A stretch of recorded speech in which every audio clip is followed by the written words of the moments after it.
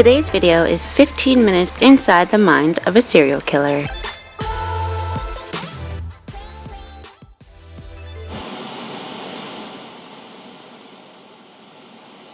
Serial killers provoke revulsion, but also a certain amount of fascination in the general public.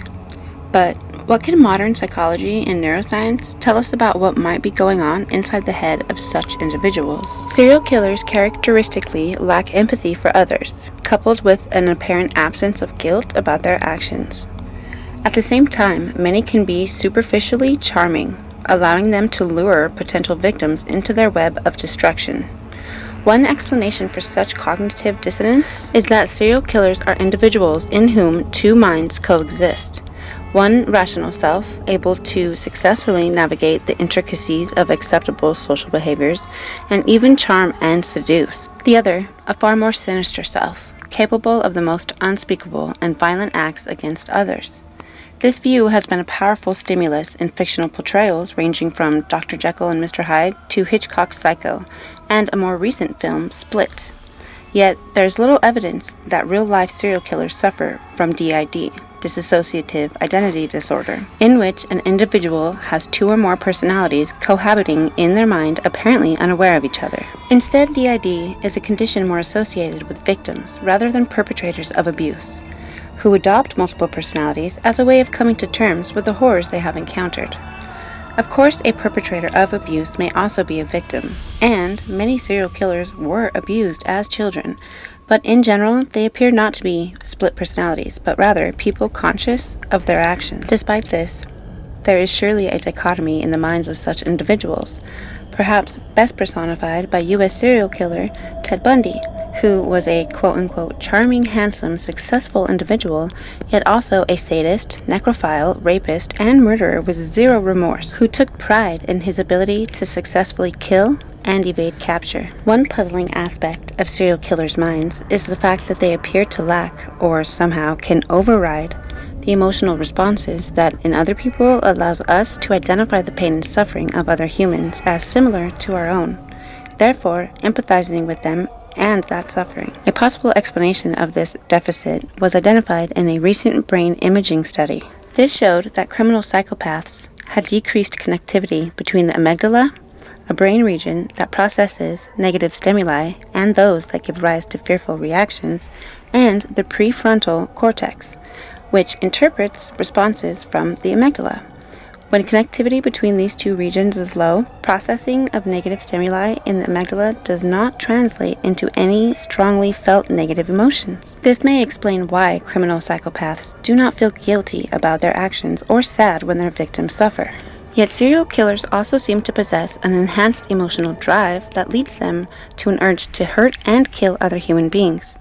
This apparent contradiction in emotional responses still needs to be explained at a neurological level. At the same time, we should not ignore social influences as important factors in the development of such contradictory impulses. It seems possible that serial killers have somehow learned to view their victims as purely an object to be abused, or even an assembly of unconnected parts. This might explain why some serial killers have sex with dead victims, or even turn their bodies into objects of utility or decoration. But it does not explain why they seem so driven to hurt and kill their victims. One explanation for the latter phenomenon is that many serial killers are insecure individuals who feel compelled to kill due to a morbid fear of rejection. In many cases, the fear of rejection seems to result from having been abandoned or abused by a parent. Such fear may compel a fledgling serial killer to want to eliminate any objects of their affections. They may come to believe that by destroying the person they desire, they can eliminate the possibility of being abandoned, humiliated, or abused. Serial killers also appear to lack a sense of social conscience. Through our parents, siblings, teachers, peers, and other individuals who influence us as we grow up, we learn to distinguish right from wrong. It is this that inhibits us from engaging in antisocial behavior. Yet, serial killers seem to feel they are exempt from the most important social sanction of all, not taking another person's life. For instance, Richard Ramirez, named the Night Stalker by the media, claimed at his trial that "You don't understand me. You are not expected to. You are not capable of it. I am beyond your experience. I am beyond good and evil. I don't believe in the hypocritical, moralistic dogma of this so-called civilized society." One of the main triggers that has been identified in most serial killers is childhood abuse and neglect from parents. And research has shown strong correlation between early childhood abuse and individuals who kill for sexual gratification. One certain study showed that on average, 36% of serial killers experienced physical abuse, 26% experienced sexual abuse, and 50% experienced psychological abuse. However, how is this responsible for the violent impulses that motivate serial killers to rape and murder? It is thought that serial killers develop deviant sexual fantasies which involve sexual scenes in which they rape and humiliate women, and their actions are motivated by the anticipation of emotional reward the fantasies promise. Some develop such fantasies very early and may start practicing them on objects such as dolls.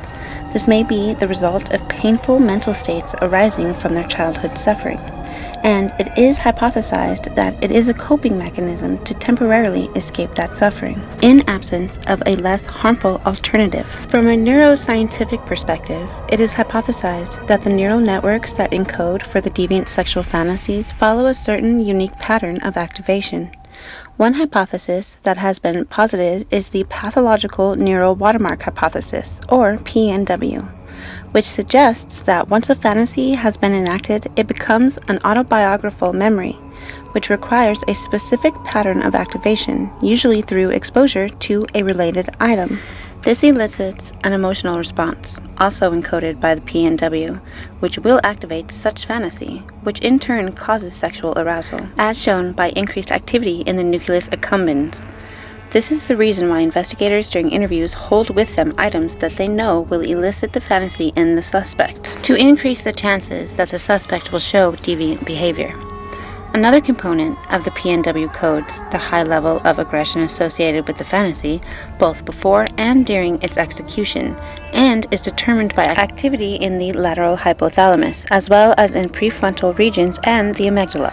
While fantasies play a significant role in their motivations, they are just a part of a bigger picture, which includes several other factors, among which the most relevant is the feeling of empowerment during the act. Their childhood of abuse and neglect makes them feel like misfits and powerless in society, which elicits in them feelings of both social and sexual inadequacy. The act of rape, in the words of serial killer Ted Bundy, gives you power over life and death, a feeling of control they believe they lost in face of society. It also gives them feelings of sexual competence in order to hide their underlying sense of sexual inadequacies. It has been noticed that chosen victims are mostly middle-class women, rather than alcohol or drug addicts. And this can be explained by the fact that they see women as lesser human beings and want to tear down the image of niceness and pureness, which lower-class women are not perceived to have. Or from the fact that they know that these women will most likely never give them the time of day. Such feelings of empowerment also explains why they seem to never be satisfied after each kill. Hence, they feel the need to kill again, since each kill eliminates the only witness of their power. Studies have investigated the link between serial killers and murderers in general and psychopathy, since many of their behavioral traits align with those of individuals with psychopathic traits. Typical psychopathic traits include lack of remorse and empathy, impulsiveness, manipulative behavior, and grandiose sense of self. To get a better understanding of these concepts, the intriguing story of the notorious serial killer Ed Kemper is analyzed. Ed Kemper experienced a difficult childhood, in line with the identified pattern, being emotionally and physically abused from his own divorced mother, Carnal, who frequently kept him locked in the basement. At the age of 14, he went looking for his father in hopes of better treatment, but after being rejected from him too, went to live with his paternal grandparents. His grandmother was also very abusive, and at the age of 15, he ended up killing her, and then his grandfather in fear of his reaction. Between May of 1972 and February of 1973, he embarked on a series of 6 murders in which he collected hitchhiking girls and transported them to a wooded area where he would kill them and rape the dead bodies. He would then decapitate the victims and engage in post-mortem sex with the dismembered heads. The fact that he engaged in sex only after murdering the victims is of considerable importance, as it highlights how engaging in postmortem sex allowed him to restore his feeling of sexual inadequacy and impotence he felt when she was alive. He would also revisit the exact locations of his crimes to relive the sexual gratification he experienced and the feeling of complete dominance, total possession from a kill. This becomes a need, which in turn becomes a compulsion, according to the Mindhunter book. Are serial killers born to kill, or are they just victims of a harmful environment? While it is proven that the environment plays a significant role in the development of a serial killer, a genetic predisposition to violence should not be neglected. Ted Bundy, for instance, already exhibited abnormal behavior at a very young age. At the age of 3, he was already interested in knives, and in his teenage years, he would continually spy on other people's windows. Even though useful patterns have already emerged from ongoing research, there are still many questions that need to be answered. Hopefully, such knowledge and future insights may aid in the identification and profiling of serial killers. However, most serial killers exhibit a well-known triad of behaviors in childhood: a fascination with fire, cruelty to animals, and prolonged bedwetting. Many become almost uncontrollably interested in pornography as teenagers and antisocial when they reach adulthood. Most were physically and/or sexually abused. However, they appear normal in surface appearance and behavior. Typically, with this illness comes overpowering waves of compulsion to kill that wax and wane over time but normally get worse with age. Serial killers are described by law enforcement as organized or unorganized. Organized killers often appear normal in their appearance and socially.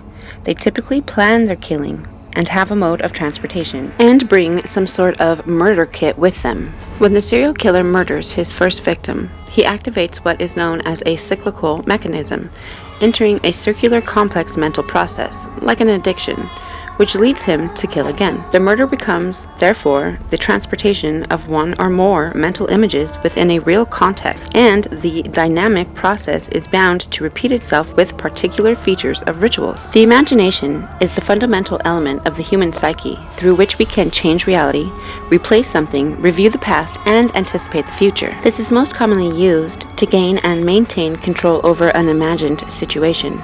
It can be defined as the imaginative process by which a subject attempts to obtain substitute gratification through activities experienced in the mind that he is not able to actually experience in reality. Through imagination, any mood, such as anger, for example, begins to take shape oriented toward a specific goal and a specific direction. The elaboration of fantasy begins at an early age. During childhood, children take refuge in fantasy and, according to the family context in which they grow up, project what they have learned or experienced as a way of relating to others. Living and growing up in a dysfunctional and hostile environment can generate psychological consequences for the child who will seek refuge in fantasy. The child will create a personal imaginary world and will project the hostility and hatred that the child has experienced in the real world. In fantasies, any individual can imagine the self to be immense and without limits.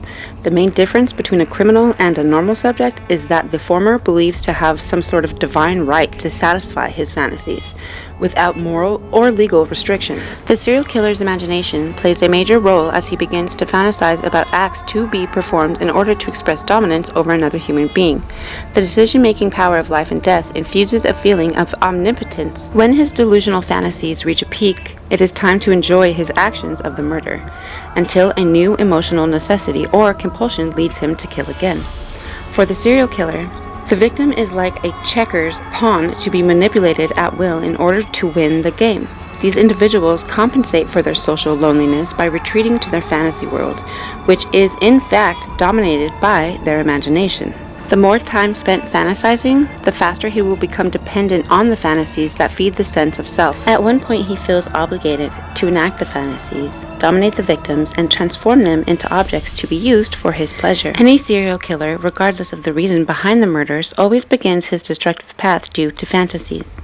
The murder is lived obsessively through increasingly elaborate fantasies, fueled by intense and prolonged exposure to violent pornography. This predisposition towards sexualized and aggressive fantasy is key in most serial killers from childhood.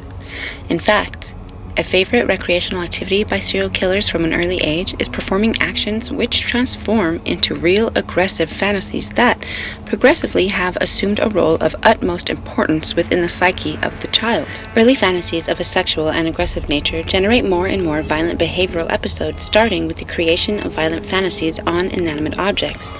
then moving on to animals until reaching the victimization of others who are considered human beings. And that was 15 minutes inside the mind of a serial killer.